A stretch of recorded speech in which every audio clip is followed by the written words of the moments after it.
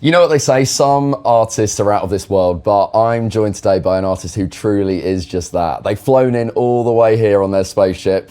It's Sophie Grey. Sophie, thank you so much for joining me. Thank you for having me. No worries. How was the travel on the spaceship today? A little bumpy, but it was okay. Yeah. What's parking like these days? Well, it's super easy because it's not on the ground. So. I see. I like it. Very clever. Sophie, I do appreciate you obviously taking up the time to be here today. I know you've got a big show tonight. I do. At Heaven nightclub, yes. The legendary place. Mm-hmm. We were just saying you've never been before. No, never been, and I think I'm starting at the right place to start my adventure in the nightclubs of London. Yeah. So. Oh, you know what? You're kind of going in at the pinnacle. Yes. Yeah. You might be peaking. But it's a good way to go out, don't worry. Then I just go back next week. This is it. You know? Just to live there. But no, I think it's going to be a perfect fit for your sound, that retro electronic sound. For anybody who doesn't know what retro electronic means, like, can you explain it a little bit? Because I know it's kind of something you've coined yourself. Yeah, it's the fusion of familiar and unfamiliar. And I feel like it has elements of nostalgia, but also this futuristic, modern twist that allows you to kind of discover something new. So that's I think retro in itself is so in, right, at the minute, especially with kind of like vintage clothing and that whole like retro look. But I think it's weird because your music, obviously, you say it's retro, but it equally sounds so futuristic at the same time. Like how do you kind of merge those two together? I'm not really quite sure. I mean, I think it just came with the development of my music because I have the ability to produce it all on my own. So just through trial and error, that's kind of the sound that I developed and enjoyed creating. Well, and I love the future. So. Yeah, well, we hope the future is bright. Yes, I hope so too. And I think the perfect encapsulation of your sound, I think it's all very much summed up in Cyberspace, right? Yeah, that's a good point. Been one of the big singles for you this year. Yes, and my show is my live show is a trip to cyberspace. So it kind of all revolves around the new dimension that I'm taking the audience to. So. Yeah. I got to dip my toe into cyberspace the other week. I know you got to see it. Yeah, I did. I liked what I saw. Did you feel transformed? I did. Okay. I feel like I've been riding a wave ever since. Okay, that's great. And I want to dip my toe back in again. Well, you can, tonight. Tonight, this is it, yeah. I may just do that. Does it ever get old, like, hearing your own tracks, especially being played in, like, that kind of capacity? No, I mean, I have never gotten bored of songs. Especially my own, which I think is a good thing. Yeah. And no, I always feel like when I listen to Cyberspace, I really do feel like I'm entering this new world. And one of my favorite parts is the vocoder action that's kind of included in the breakdown. I just feel like that really hones in on this theme of not really knowing whether we're dealing with humans or robots. Yeah, and I guess that's so apt for kind of the climate we're living in, right? It is. And so you mentioned like vocoders there, synths, all these classic kind of elements of 80s music. It's so ingrained in what you do. Well, why do you resonate so much with the 80s? I really grew up, I grew up listening to 80s music. And I think I'm really lucky that I had because the music just revolves around keyboards and pianos and synthesizers, and that's my main instrument. So I love hearing what people can do with just one instrument and playing with oscillators and just the different tones and patches. And I think I also love the late 70s as well because that's really where synthesizers were being tried out the most. And so I listened to a lot of disco too and even some instrumental pieces. But I think I just really enjoy music where people are not afraid to try something new. Yeah, I think those kind of sounds are kind of timeless, Yeah. right? And I mean, I love my synth. Oh, yeah? Yeah, you put synth on a track and I'm there for it. I'm immediately there. But I think like those sounds within Cyberspace, it just makes it so catchy. You've Thank you. definitely created a real earworm, as they say. Like, Thank you. I was ill the other week, and I'm going to be honest, Sophie, the track kind of tormented me. It was stuck in my head. I couldn't sleep, and it was just going round and round and round. Well, it has another meaning to it. You know, it's. I feel like I've heard from other people listening to it that as they listen further, code starts to develop in their brains. So it does, in a sense, educate you. And I feel like it could be put into the school system, but that's just me. You heard it here, first national curriculum. Cyberspace could be entering the studies of our future generations. You say, obviously, you do kind of everything yourself. You're kind of just a one-person show, in essence. Right. I love your theatricality. Like, that's a big thing. I come you. from kind of like an acting background, so Oh. I love that kind of theatricality, all the costumes, the kind of show, the kind of world you create for yourself on stage. I mean, talk me through the costume, because you're so renowned for your outfits, and you look great today. Thank you. And like, do you ever repeat the same outfits? Do you always kind of have something brand new? I try to do something, like every time I'm figuring out my costumes for tour, I really try to think about where I'm going, and each costume's very specific for each show.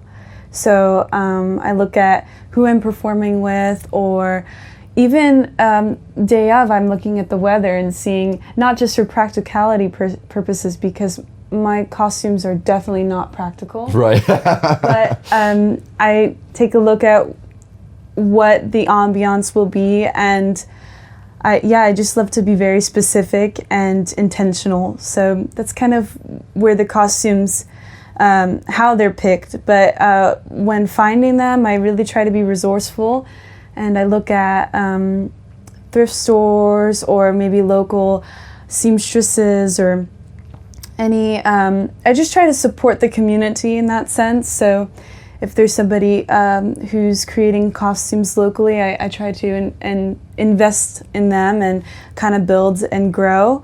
But what I'm wearing today is kind of a mixture of Yeah, I was going to say, is this a Sophie original? This is, so I think this is an old softball costume.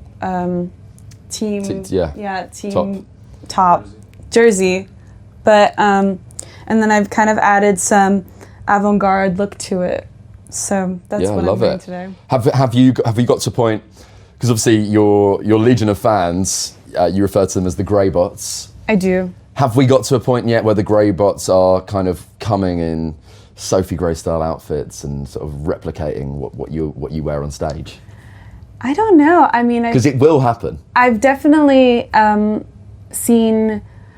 I didn't know so many people owned a keytar until like I've been flooded with like emails or just anything that messages through the system, and I really appreciate that. And there's one video in particular where somebody's playing Cyberspace actually on a keytar. No way. And that meant so much to me, because not only are they singing it, but they're playing it. Yeah. And I love creating the chord progressions, and so to see someone else, kind of study that, it's such a privilege. So.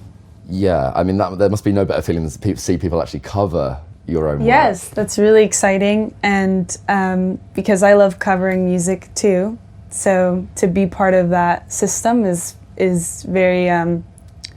It's awesome. Well, yeah, I know the covers are kind of quite a big part of your live shows. I believe when I saw you did, which I'm aware is kind of one of your regular covers, of Video Killed the Radio Star. Yeah.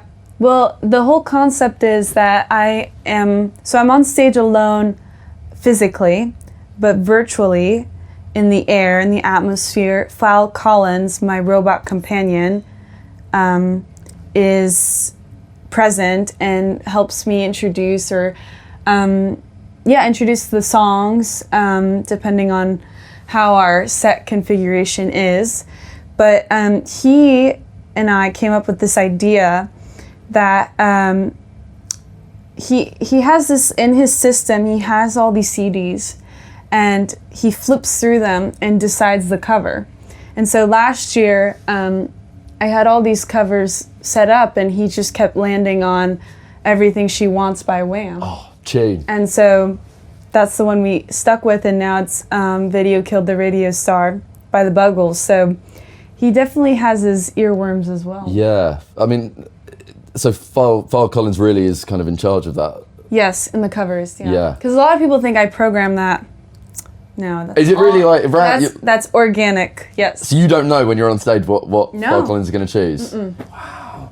How do you keep Phil Collins in check? How do you make sure he doesn't like get above his station? I give him his own dressing room. Mate, that's always good, you know. Yes. Keep him happy. Exactly. And then he can't say too much, Exactly. right? Yeah, you don't, because you got to make sure you're still the star of the show here. Right, but you know, it's a team partnership, and I think at the end of the show, a lot of people ask me how they get their own robot companion. So it's something that you're assigned to at birth, and I feel like everyone can develop one though internally.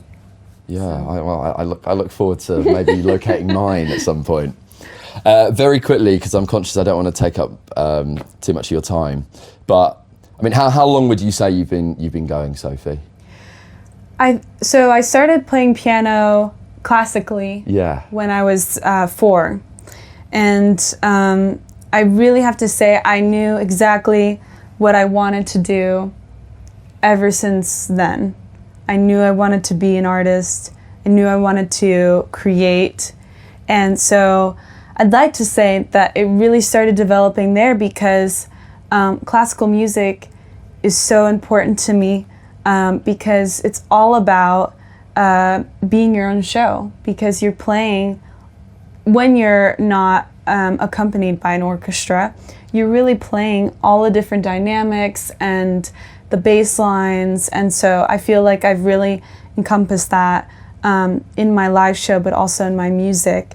And then I started studying jazz piano and just different styles of piano through the years, of pop, Motown to present time. And so I think all of that education I've kind of built up. I've kind of just accumulated over time has really helped me get to where I am. And I think it's really refreshing in a way that you've kind of really gone in on the foundations of music to kind of build up to the kind of music you want to be making. Yeah. And obviously, you say you've been within music since you were 4. It still feels, obviously, you're still quite in the early stages relatively of your career. Yes. And yet, the names of people that you've either worked with or opened for or supported is incredible. Yeah. You've got like the biggest roster of name drops possible. I mean, I'm very lucky. Can I name some? Of course. So, am I right in saying, if we go back to the piano, am I right in saying you were mentored by Patrice Rushen? Yes, that's true. Of Forget Me Not's fame. Yep, and she's amazing. She's everything like you would think she is. So it started strong at the age of 4. Then in recent times. Well, that was later on. Okay. That was Patrice and I worked. Well, she mentored me for the 4 years I was in university. Right. And I was very lucky because that was at random. Everybody's assigned a professor, and I was lucky to have her assigned. Oh, wow. And I believe that it was fate. I believe that it kind of happened on its own because she's very sensitive to women in music, because she's one, and she's also her own producer and own writer, own singer. So I think when she saw me audition, I feel like that was a big connection that we had. She related. And, yes. Yeah. And I feel like maybe she had a little empathy of someone starting where, she has all this experience and seen that. So. And are you still in touch? Yes, we are. Love and that. She's on tour, and it's really lovely now that we can kind of support each other in a professional way. Yeah, you know, you're not colleagues, but you know what I mean. You're on that same level. But so other people you've either opened for or supported, was talking Alison Moyet, Sting, Duran Duran the other week, yes, Grace Jones last night.